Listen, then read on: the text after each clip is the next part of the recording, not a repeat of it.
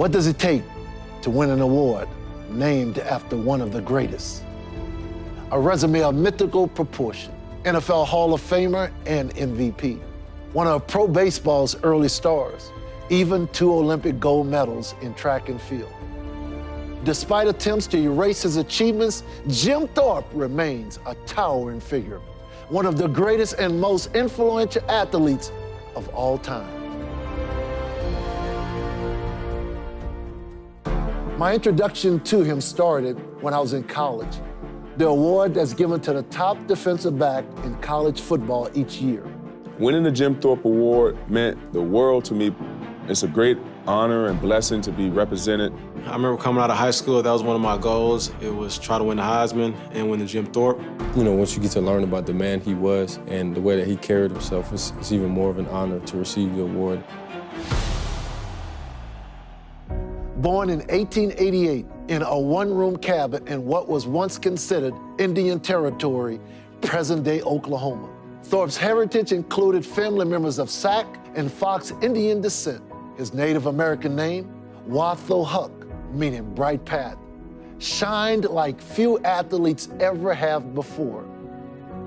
At age 16, he was sent to the Carlisle Indian Industrial School in Pennsylvania. You know, he didn't ask to go to Carlisle. He didn't ask to be, trained at his school. It was just basically a place for assimilation of Native Americans into white America. The slogan there was, "Kill the Indian, not the man." I think it had a profound effect on who he was. He wasn't playing baseball or football as a youth. He was hunting and fishing.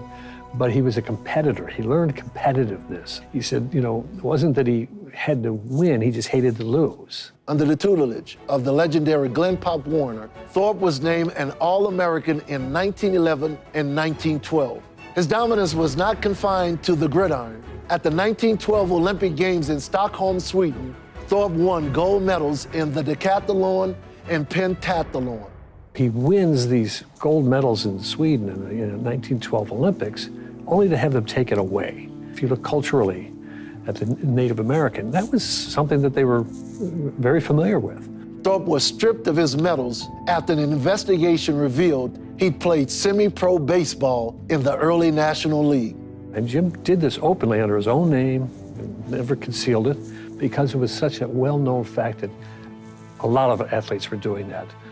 But white athletes were not reprimanded for it. I think it's always important to highlight people who've done something that's the first. So to be a Native American, to win Olympic golds, I feel like it's just a great thing. It was with the Canton Bulldogs in what became the NFL that Thorpe found his greatest professional success, serving as both head coach and star player. Thorpe led the Bulldogs to championships in 1916, 1917, and 1919. He would also serve as the league president in 1920 through 21. Even with all the success and accolades, Thorpe could not escape the racism prevalent in his time. The Oorang Indians were a National Football League franchise in 1922 and 23, a very unique team. They were comprised of entirely Native American players, and it was just kind of a traveling circus. The halftime shows, the players would come out after having played a half of football and be in regalia and do war dances, and the stereotypes were just permeating through the whole atmosphere. People came to see the Indians as much as the football game. Despite this rampant bigotry, Thorpe won fans across America. His star power was a key component in pro football's rapid growth. He was selected to the NFL Hall of Fame class of 1963.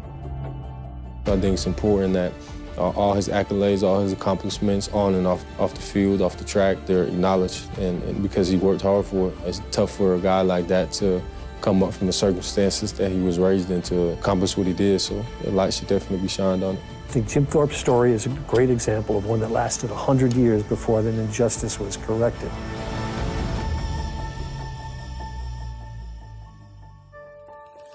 The restoration of his gold medals, symbolic but powerful.